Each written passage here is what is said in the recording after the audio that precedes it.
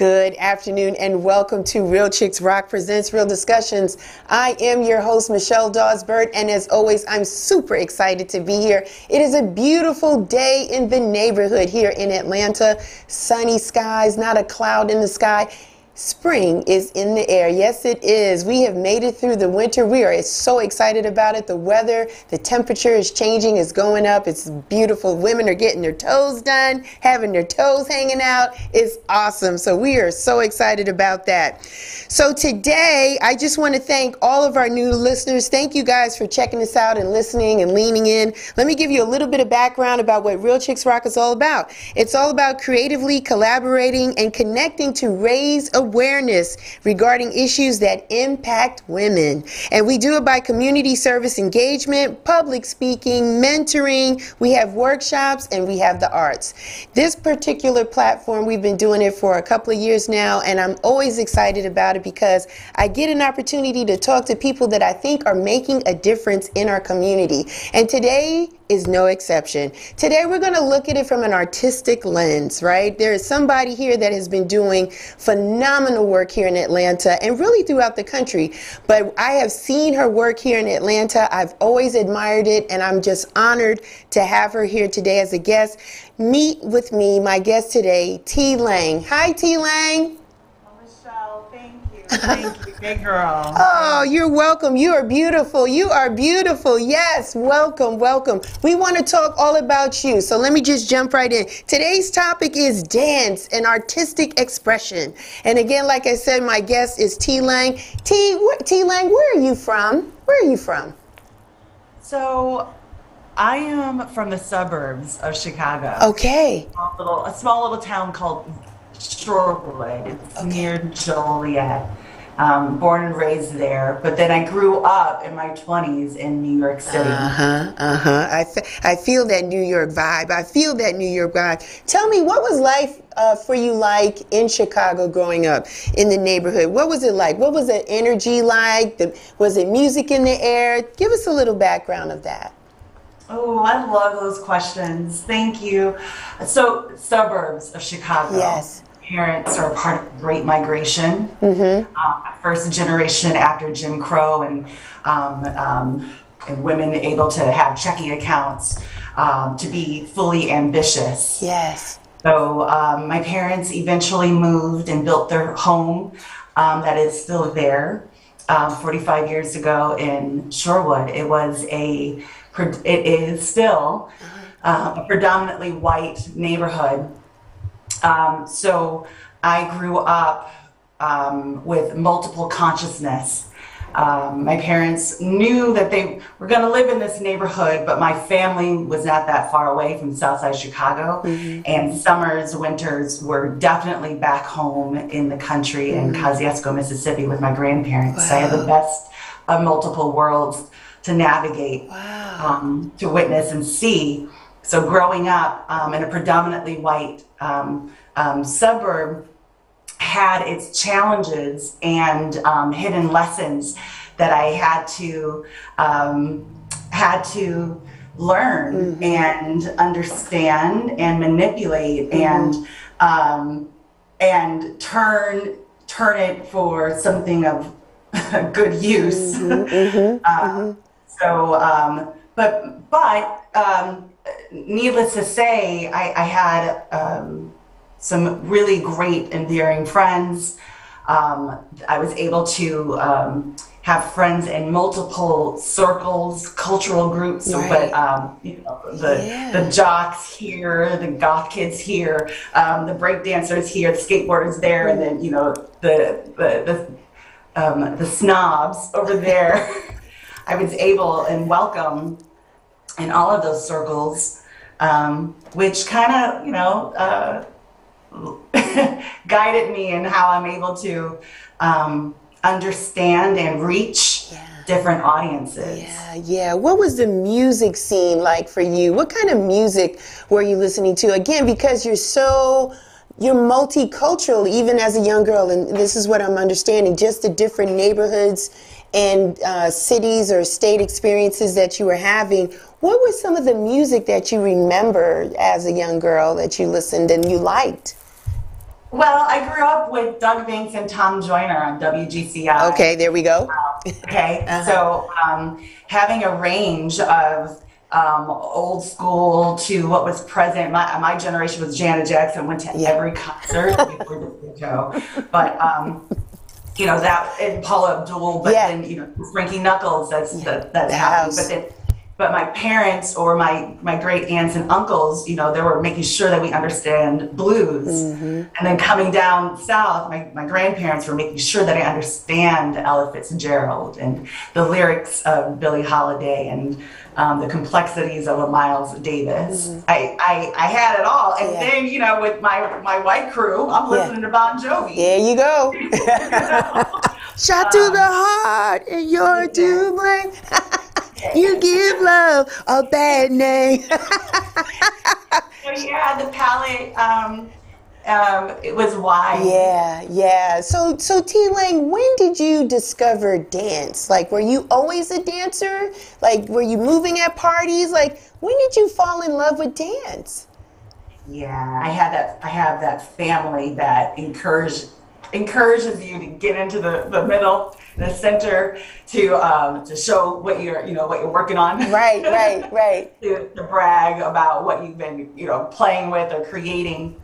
And I'm thankful that my family encouraged me always moving and twirling and making dances, to encourage that and to be consistent with that encouragement and support when I made the decision to major and study the body in college and make a career out of it. So yeah, my family were always pushing me to move. And I was that child that would stay in my room for endless hours dancing with my stuffed animals, making up new dances, feeling that confidence of unleashing my imagination and creating new movements and sensing, eyes, even though they were inanimate objects, but perhaps they were spirits in my room, Yeah. but communing and figuring it out in my bedroom. So when I was asked by my family to get out into the cypher or to the middle of the show, I had my moves ready. I had my intent. I had the courage to be public with my playfulness. And it paid off. It paid off. So you took that energy with you to the University of Illinois, I take I it, sure right? did. Yeah. I did. I majored there. Gosh, 20 some years You don't have ago. to say, you don't have to say, you don't have to say. But I know it was awesome for you, right? So it was like, okay, now I'm taking this energy and this vibe and this passion that I have to college, and now you're experimenting more, you're dancing more. Like, are you starting to curate some of your dances at this point, T-Lane? Yeah. I was immersed into the department and taking more classes than I needed to because, you always have to be 10 times as good. Yeah, I That. understand. I understand. So understanding that, I said, hey, I'm committed. So taking those classes, but I also understood from the encouragement of my family that the club was also my training ground. The basement parties were also those institutions that I needed to learn how to move differently and understand that technique differently, and respect and honor those techniques and qualities differently, just like I was studying some of these academic processes with movement and theory. But it was in undergrad where I started my first dance company, my first dance collective with peers in my class, called What the Funk and Counter That's Groove right. Dance Company. But yes, we were we were those rebels where, you know, we weren't waiting or allowing rejection if we didn't get cast into a predominant work. We weren't waiting for the politics to work in our favor. We started our own thing. We made something out of nothing to celebrate us. And we're consistent with curating those choreographic self-produced works off campus, which I guess really provides its foundation for me being always an independent freelance artist. Yeah, that's awesome. Did you studied ballet, didn't you, for a bit while you were there? Did you have an opportunity to do ballet? Yeah, I mean, it was one of the forms, but in addition to that technique, understanding jazz and the origins that that stemmed from a Fosse, looking at like old burlesque dancers, but and Frank Hatchett's and the Debbie Allens, really understanding those aesthetics. I had a great professor that taught jazz, Erica Wilson Perkins, who really broke down not only the jazz fundamentals, but then how it was lending itself into house movement. And yeah, and then really studying contemporary modern. So beyond ballet, this institution was understanding that these abstract forms, these Africanist forms that they weren't truly acknowledging back then, but were the foundation of a diverse, well-versed mover. So yeah, those studies in those Africanist, like improv, jazz, and contemporary modern was my jam. TLang, was it difficult for you to create space and start your role as an artistic creative? Was it difficult at that time?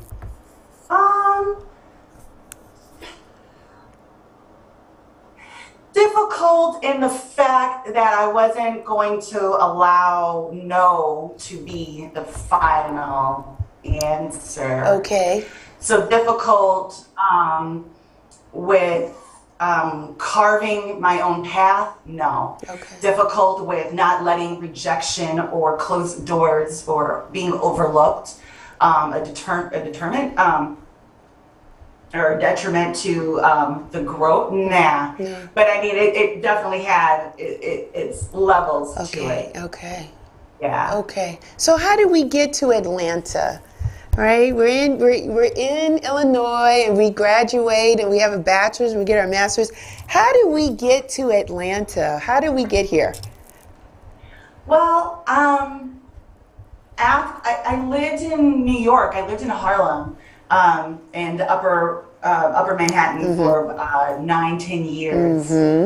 Specifically wanted to live in Harlem because I loved studying Harlem Renaissance. And all of the different clubs, the Savoy, Cotton Club, the Lennox Lounge, where folks would cut up and create and innovate. So I wanted to live in that area and start my professional performance career. And after dancing in New York and eventually graduating from Tisch School of the Arts at NYU with my master's, I began choreographing as an independent artist and working that scene and working my movement voice. Yes. And I think after a certain time, you know, you do some measuring, you reach some aims, you get to a certain point and you're trying to inch and you understand that it's still a game. I was always doing residencies, artist residencies, teaching my methods and creating new works for different companies and institutions that have dance departments. So while I was still in New York, I was invited to be an artist in resident at Spelman College. And unbeknownst to me, I didn't know they were looking for more faculty. So when I got back to New York, I got a call, and it was a call that made me, consider strongly packing up and leaving New York. And once I made that decision, weighing the different paths I could take, Atlanta was a smart choice. Yeah. Where my work can make bigger impact. And I'm thankful to Spelman for seeing that and investing in that. Yeah, you've done some beautiful work there. You've done beautiful work there in the museum space, and how you talk about the love of how you love how the dancers, when they move in that space, the reflection of their movement from the floors in the gallery museum, and just how they moved and the synchronicity, and just even what they were wearing in some of the movements that you put together was just phenomenal. So I was like, this is a great body of work, and we're going to talk more about that. I want to ask, since you've lived in New York, I'm a New Yorker, I'm from the Bronx, and I love Alvin Ailey, and I love watching Revelations. And so, TLang, I'm gonna warn you, it's a controversial question I'm gonna ask. When I always see Revelations, it's always a heart-moving movement for me, Revelations, right? Because it's depicting our story as African American people. And then, in the past couple of years, I haven't been in the last 3 years or so, but the last time I went to see Alvin Ailey here in Atlanta, and they did Revelations, and really the dance company had changed. And so when I see Revelations, I see people that don't look like me doing the dance. I see, maybe there's some Caucasian people, and I see maybe Asian inspired or influenced type people. I'm not really sure. But I remember seeing Revelations where everybody in that ensemble was African American, and now it's different. I guess my question is, does that still have impact when you have people interpreting a dance that do not come from that cultural background? What are your thoughts about that? Oh, I thought I'd ask, and you could take the fifth because I don't want to. No. These are delicious questions to be had. Yeah. Regardless if it's uncomfortable and true or false. Yeah. Or however the response is, but it's good to analyze this. I have two thoughts. Okay. Around. Right. First, I want to address, and then the second is a tangent. But I think of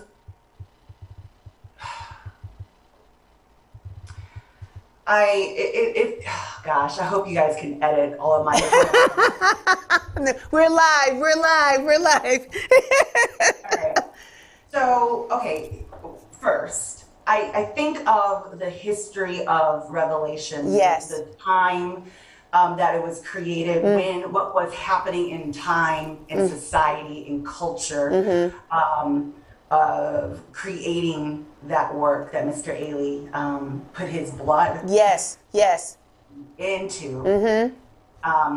So now when we look 50 plus years, right, time, society, culture has shifted. And before we even look at race and the reflection of race, should we also look at the reflection of generation? There are some idiosyncrasies of Revelations that as time goes on, it ain't hitting right. The weight of the movement isn't hitting right. And is that a good, bad, or indifferent thing to notice? Because thank God we're not getting chased by dogs and being splashed, by water because we're expressing the need for liberation. Right. But we are still getting, all the all the things that they continue to do, Yeah. but it's different, right? It's different. It's a different reaction or response. So should the movement based on different generations shift and change? Okay. Should the weight, the timing be different, interpreted different by the performer? That's one question to consider. But then also with the notion of a race, now that we are seeing more cultures bite into Revelations, Right. was that Mr. Ailey's intent? Was that the intent of the entire American Dance Theater Company? Are we, as we are asking that question, aren't we asking that same question for American ballet? Right. Where are we? Yeah. Why are we not, why are we not on the solo or the, in the front, not in the core? Right. We're asking those same questions. So yeah, and we should continue, because how does that affect the viewer? Exactly. And if the viewer, if the percentage or the data still shows that it's still African Americans coming to see and demand to see Revelations, Yes. it's their responsibility from the artistic director to have it reflect that community or the American community. I understand. Yeah. It's something to question and consider and to really look deeply into. Because the dance represents a moment in our past, right? It's not accelerated to represent what's happening now. I think there's other pieces in the movement that can represent that, but the Revelations piece. Yes, and the question that I'm arguing is that can we look at Revelations as it relates to the 60s, 70s, 80s, 90s, 2000s and beyond? Okay. And can the movement, the weight of the movement, the timing of the movement, I don't know if you can't shift the moves, the sequence of the moves. Right. But you can you shift how you are distributing the weight, the nuances of the moves based on time, culture that we're in now. Something to noodle on. Yeah, something to noodle on. I appreciate your viewpoint because you're brilliant and you gave it to me from a creative perspective. When I ask other people that are not as entrenched in the artistic space like yourself, some people will say, well, it's money, right? Because sometimes it is the people that are making the donations and being the sponsors and, so that's something else to think of, something else to noodle on, right? That we can think of. But again, I always...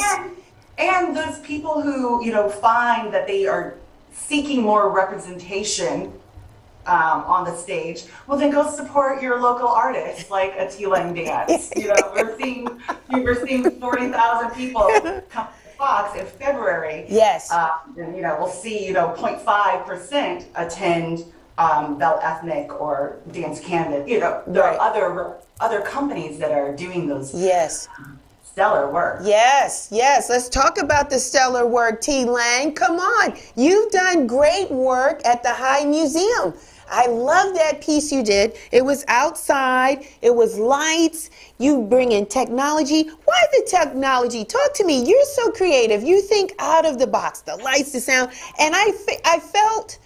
DeGrazier was like one of your people that, he was, and he was so excited, and he was like, Michelle, you got to see it, and I took my son, and so he loved it, and I think it was interesting because, most people think dance might be just for girls or very feminine, but my son really appreciated the lights and the way the girls were moving to it. He thought it was very interesting, and he was young. He's 14 now, so that was a couple of years ago. And I was like, you really liked it? He said, yeah, Mommy, I really liked it. So where was your inspiration for that? And bringing in the technology is just awesome. Talk to us a little bit about that, TLang. Oh, thank you. And that's a major compliment when when toddlers, kids can vocal articulate why they like a Yeah, work, a dance work, they, you know. That's when you're like, oh, yeah, yeah, that's my job. yeah, you Okay. was on it. You were on You it. can affect different ages.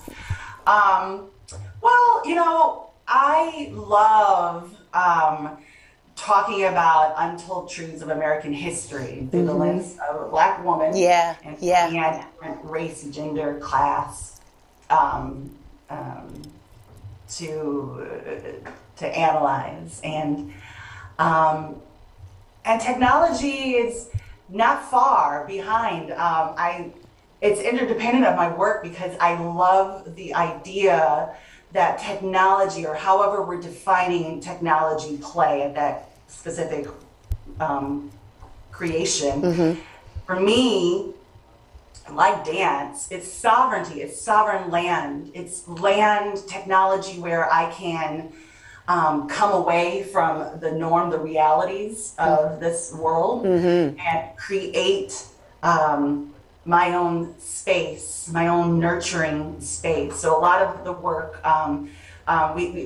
it was sparked by projection mapping and playing with Isadora and Resolute software and getting into more um, virtual and augmented reality, extended reality as I continue working with the Hive. They've been great supporters of my work.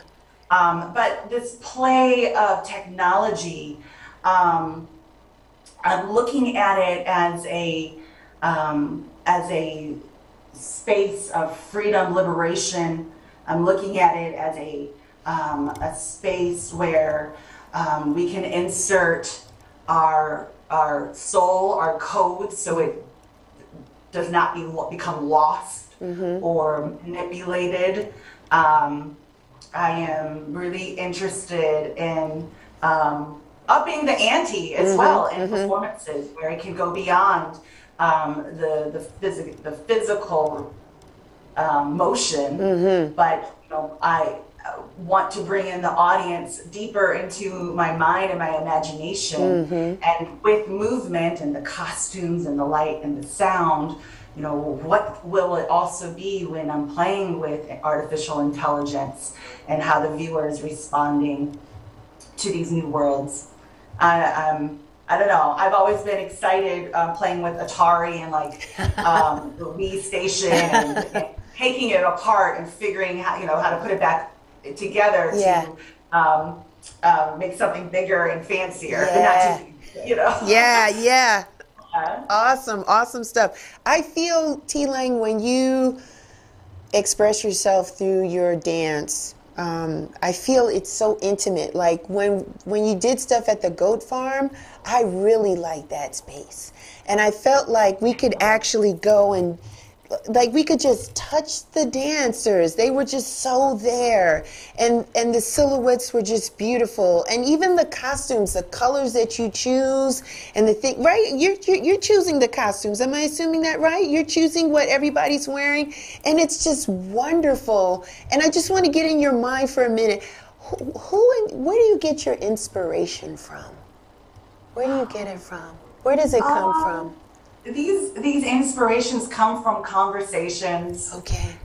with friends, with peers, with enemies, with strangers, deeply listening, deeply finding or being open to finding connection, connection that might influence, inspire a spark of an idea, and then in turn, working with collaborators who are smarter than I and who are more daring, and telling them, sharing them my idea and seeing how they will respond and relate to it, so then they can add their layer of seasoning. The costume, the initial idea becomes even better and greater. Right. But yeah, it's being out in these streets, listening, talking, and speaking to people who have something in common, but those who are not. Anything. I guess that goes back to circling back to my upbringing, right? Being able to move in different circles, or and be welcomed and accepting, so I can extract, be inspired. So then the work that I do has a sense of intimacy, that this work that I do, that you and the person next to you that you don't even know are feeling something similar, but wanting to understand why, or your entry points might be different as to understanding the why. Do you find that what motivates dancers today is a similar motivation that what you had when you were a younger lady dancing? Is the motivation still the same for dancers? What do you think? I think, and let me give you a little bit more. I think for me, seeing the Alvin Ailey's, the Judith Jamesons, the Debbie Allens, we had Fame to watch. Listen, we had Soul Train, right, to watch in the morning. That was inspiration. Do you think it's the same? Dancers today have the same artifacts to be inspired, or is it something different? What is your vibe when you feel with your dancers? They say I ask good questions. That's what they say. No, I love that. Okay, so two things. One of the reasons I like to think I can teach anywhere in the world. Okay. Right? I like to feel confident with knowing and being clear with my expertise. Yes. But I chose and stay and remain at Spelman College because that is my activism. That is my, I feel connected. I feel like this is a great mirror or reflection for me as the expert, but the student. And there's these reflections that are happening that I can share all of my codes, yes, my methods, my theories, my understandings, even the ideas that I'm thinking about, because I can share it and communicate it in a way that is effective and similar to how I felt when I was their age. Awesome. When I asked my first years, so I have my dance company, I'm also a professor at Spelman, but when I asked these first years, and when they matriculate, the why are you here? What are you trying to do? How are you trying to elevate or empower this field? And they are all, in their own way, talking about being of service to movement. That there is a sense of, I needed to breathe and to feel grounded, to feel real, to feel a sense of, what do they usually say? What is this motion? Yeah. It is still of service. They want to give. They want to be a part of dance. They want to be dance. They want to breathe and all of the things, create and innovate and empower dance. They want to give it. And that spark is still similar to how I felt when I was a girl, when I was making those choices to study intently in different spaces. That I still see it. Now, wherever they go is where they go, where they're supposed to, but knowing that they want to be of service, I'm like, okay,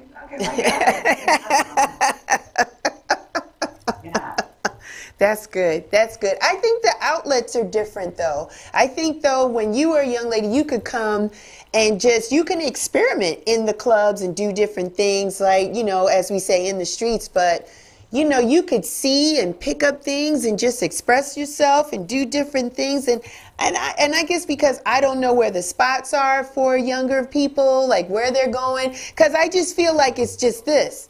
They're just doing this the whole time. Right, TLang? It is. Well, perhaps thinking of it like, okay, is TikTok the new club? Right. Okay. Which is what, a minute, 2 minutes, 3 minutes? Whereas we were growing up, we danced for hours. Hours. And I'm probably going to sound very ageist, and allow me some, Sure. Right? But y'all ain't doing it. Yeah, you ain't doing it. You ain't doing it. We go out, have a change of clothes, TLang, because we would sweat out what we brought, and we change and sweat and be like, and like hours, and my mom would be like, "You mean to tell me you're coming at this time?" And I was like, "Because the party didn't get hot till like 2 or 3 in the morning, and that's what it was." That's what it was. That's what it was. And beautiful thing, like for that, unlike what I'm seeing and understanding with TikTok, is that back in our day. Yeah.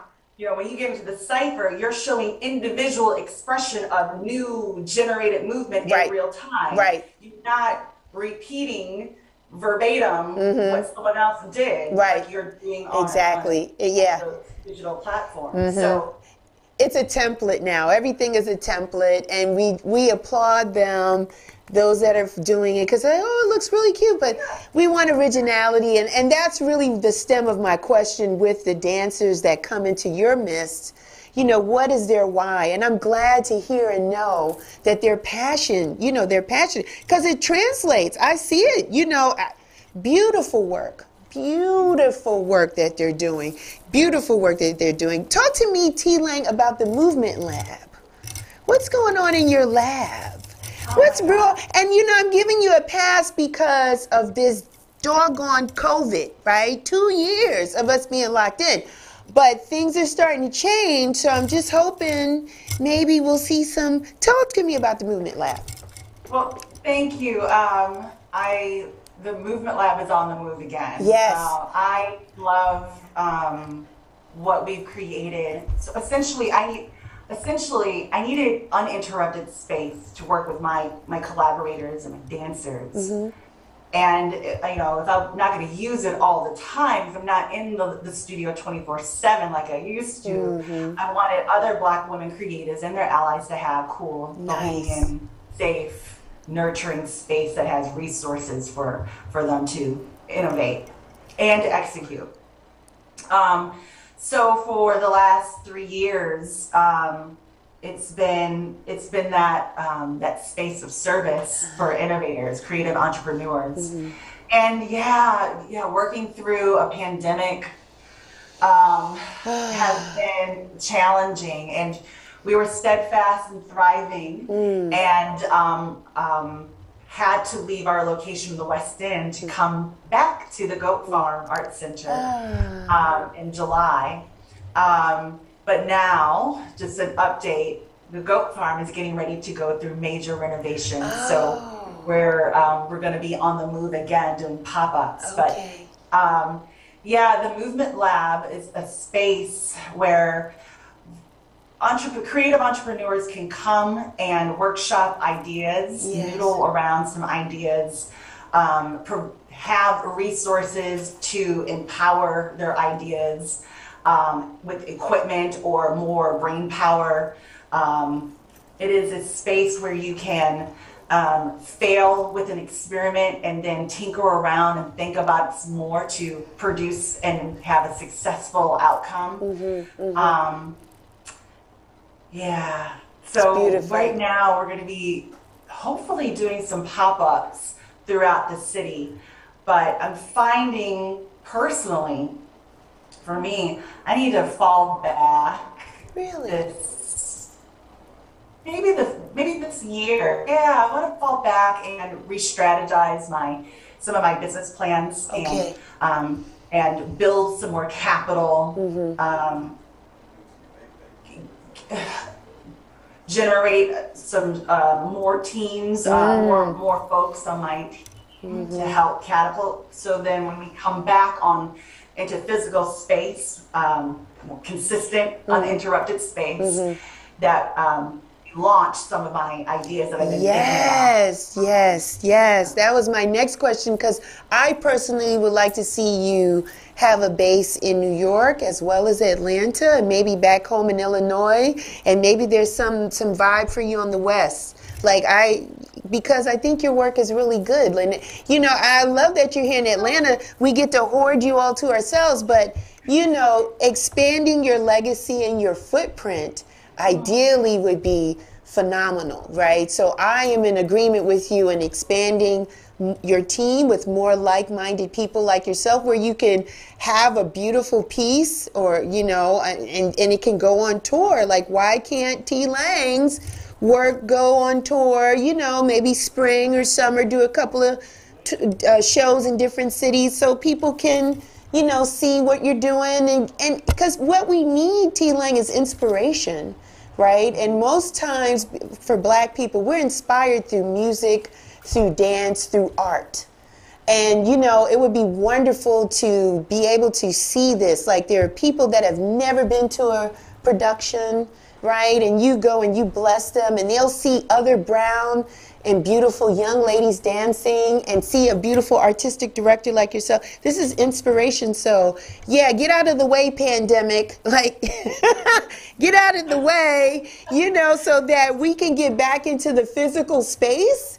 Yeah, because I think we need it. I think people need, we need to continue to be connected to what makes us so gorgeous as human beings. And it always has been through our music and dance and movement, right? And everyone, even the people in your dance, they don't look the same. They're all built differently. They kind of move a little differently. One gives you a little bit more this way. Another one gives it. They just have their own spice and sassy and sauciness to it, which is just encouraging. Because, again, we are knocking down the walls of this stereotypical thing about we all need to look the same.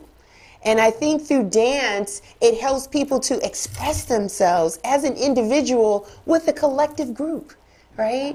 So I think it's a beautiful thing that you're doing. I think it's awesome. So now you're going to take a step back, work on the Capitol. You got some projects in mind.